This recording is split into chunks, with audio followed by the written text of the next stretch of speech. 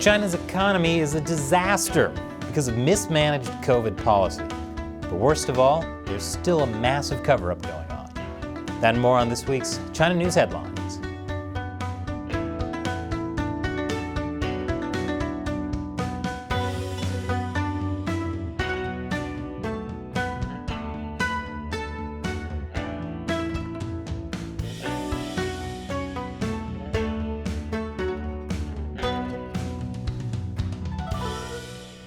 Welcome to China Uncensored. I'm Chris Chappell. This episode is sponsored by Surfshark. Whenever you go online, especially to look into controversial topics like government cover-ups, you should be using a VPN like Surfshark to protect your identity. China is facing two major disasters right now, the economy and COVID. A year of large-scale COVID lockdowns wrecked the Chinese economy in 2022. But the Chinese Communist Party, the CCP, spent billions to build up its specialized COVID economy, including mass testing, quarantine camps, disinfecting crews, etc. So at least there were jobs, even if it was mainly jobs for these guys. It was perfect for people who always wanted to be a ninja, but also a janitor. Then in December, the CCP made a sudden policy U-turn. They ended zero COVID because they knew they couldn't keep suppressing the virus like it were information, religious dissidents, political dissidents, everyday citizens, reality. You get the point. I mean, they definitely tried. The COVID infections were already spreading out of control even before they ended zero COVID. They also ended zero COVID because the policy was bankrupting the state. But that has created its own wave of problems. Medical companies that made test kits and PPE are losing business. So now they're laying off workers or simply not paying them. And it's hard for these workers to find new jobs since the rest of the economy is in shambles. And that means unrest. Here you can see workers at a COVID test kit maker in Chongqing throwing things at the police. These workers are chanting, "Pay me back, pay me back." This kind of thing is happening across the country. A lot of the COVID workers are migrants from the countryside. They want to travel home for Lunar New Year, but the companies haven't paid them for all their work.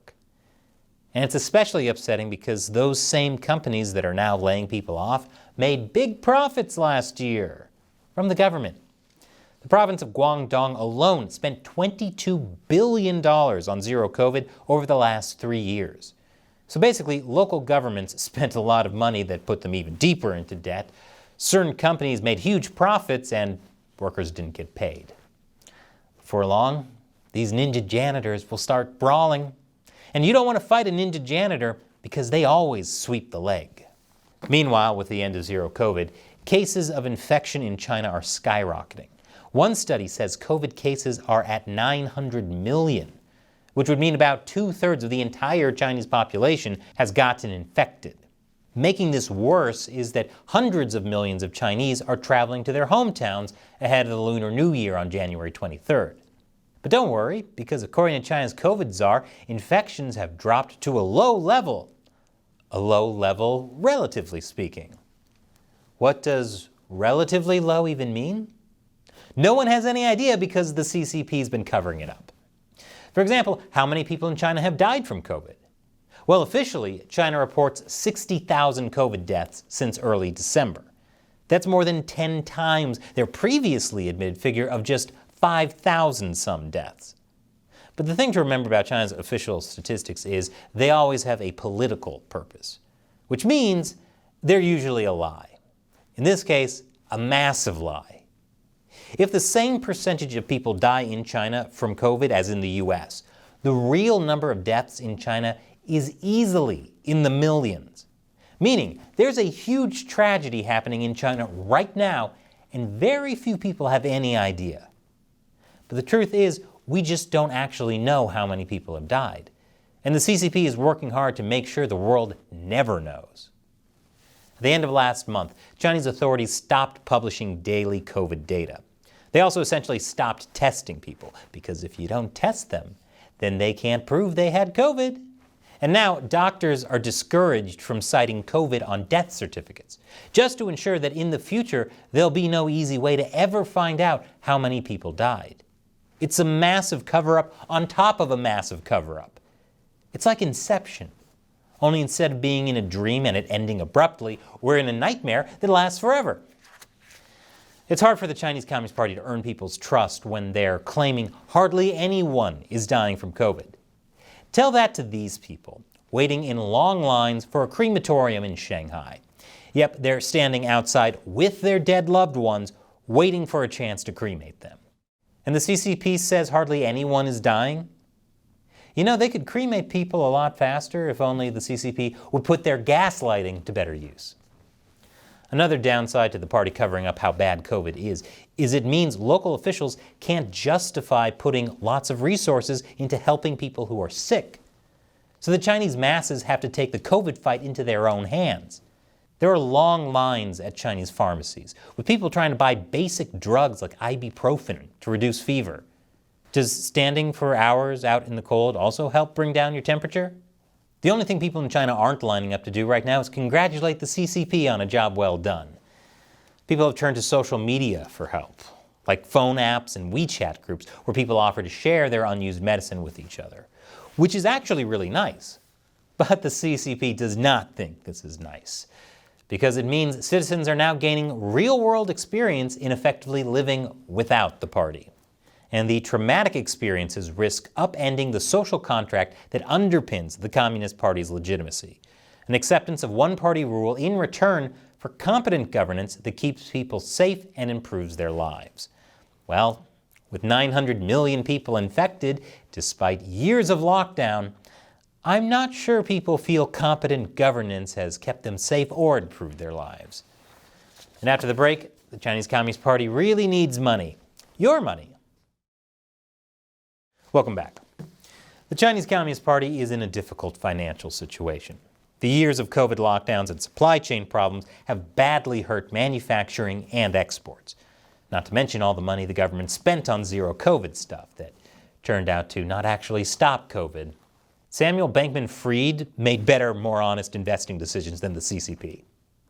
So this week, China sent its vice premier to the World Economic Forum in Davos to beg money from the global elite. Fortunately, the global elite have finally realized that the Chinese Communist Party lies about everything and, who am I kidding? The global elite took the bait. I know we've been burned by this the last 47 times, but this time will definitely be different. The CEO of the multi-billion-dollar money management firm Fidelity International said we should definitely keep putting our money in China. And U.S. Treasury Secretary Janet Yellen met with the vice premier and came out of that meeting saying, hey, let's not have conflict with China, okay? The U.S. doesn't want conflict with the regime that openly wants to destroy the U.S.? Janet Yellen said the U.S. and China can still work together on macroeconomic cooperation and climate finance. Oh good, let's work with China on climate change. For example, by buying solar panels produced in Chinese factories, powered by government subsidies, coal power, and even forced labor. It's win-win mutual cooperation. The CCP gets the U.S.'s money, and the U.S. gets to feel like using solar panels makes them good people. China has a new homegrown airplane that could break Airbus and Boeing's duopoly on plane manufacturing. It's called the C919. It's China's first domestically built large passenger aircraft. It's built by Comac, a state-owned company. They're still doing test flights, but already state-run media is promoting it like it's some kind of major victory. And China, of course, wants its own knockoff airplanes to compete with the West because they want their own knockoff everything to compete with the West. Even their knockoff KFC, which is wrong in so many ways. The Mercator Institute for China Studies based in Europe says production glitches or safety issues aside, Comac's domestic market share looks set to climb steadily. Okay, the production glitches and safety issues thing, I wouldn't set that aside just yet. The point is, Comac wants to outcompete Airbus and Boeing. Already last year, orders for C919s were more than double orders for its Boeing counterpart, the 737, which sounds impressive, except those orders were mostly from Chinese state-owned airlines and financial institutions. So it doesn't actually mean the C919s are popular. That'd be like saying cauliflower is popular amongst kids whose parents only let them eat cauliflower. And that's a perfect analogy since cauliflower is just a cheap knockoff of broccoli. But here's the thing Chinese state-run media won't tell you about the C919. A lot of it is made from foreign parts. That's right, key components like the engines, control systems, and landing gear are all made by US and European companies. Here's why this is a problem. It makes the Western supply chains more integrated with China at a time when it should be less. Western companies will rely on the Chinese markets to sell their parts, and then airlines around the world will start relying on Chinese planes. So these companies will try to influence government policy to make sure the China market stays available. Before you know it, cheap knockoffs will become the norm around the world, which, as we know, will be deeply problematic. The Chinese regime is also trying to shore up cooperation in Africa. China's foreign minister made a big Africa tour this month. His latest stop was Egypt. China is spending billions of dollars on state-led projects in Egypt, including bankrolling construction of the new capital outside Cairo. While in Africa, China's foreign minister also visited Gabon, Angola, Benin, and Ethiopia. Ethiopia, if you remember, is where China built the African Union's new headquarters as a gift, and then bugged it for state secrets for 5 years until they were caught. So why on earth is Egypt letting China build their new capital? Of all the countries on earth, you'd think Egypt would be the first to spot a pyramid scheme. The Hong Kong government has denied entry to a Japanese photographer who captured the 2019 pro-democracy protests. Why was she denied entry? Well, there was no official reason given, but I imagine it's because she's a hostile foreign force who subverted China's state power. Specifically, last year, she showed her Hong Kong photos in an exhibition in Japan. A lot of people must have seen her photos, including, I suppose, Chinese agents. That's fair, though. You'd have to be a hostile foreign force to show photos that embarrass the CCP, like these, for example. Speaking of people subverting China's state power, all of the Hong Kong protesters. For more than a year, the Hong Kong government has been running a de-radicalization program for people who took part in the 2019 demonstrations. De-radicalization? Like making something less radical? What does that turn Ninja Turtles into? Ninja Janitor Turtles? The program is designed to help former protesters learn to love China, which obviously anyone would after being arrested for peacefully protesting and then being forced to undergo brainwashing. So far, 474 inmates have taken part in this de-radicalization over the past 14 months. That's out of more than 2,000 protesters who have been arrested and charged. The Globe and Mail tried to get details of the de-radicalization program, but the Hong Kong government refused to disclose them, on the grounds that if people knew what was being taught, it could be used by individuals or parties with ulterior motives to give an incomplete and inaccurate account of the programs, or even worse, make unfair criticisms against them.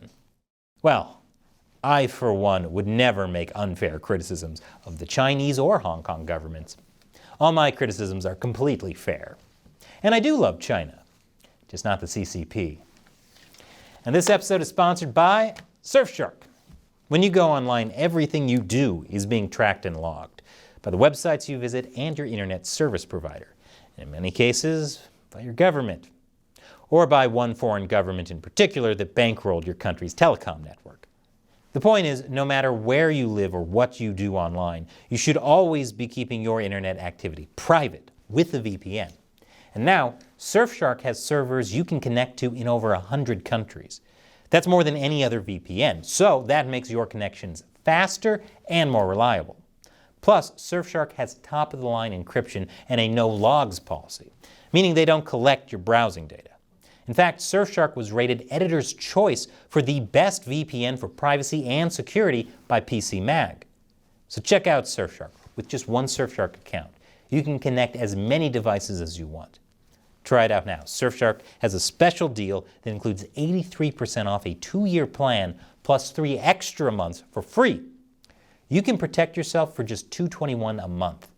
So go to surfshark.com/uncensored and use the code uncensored to secure this deal.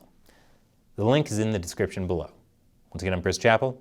Thanks for watching China Uncensored.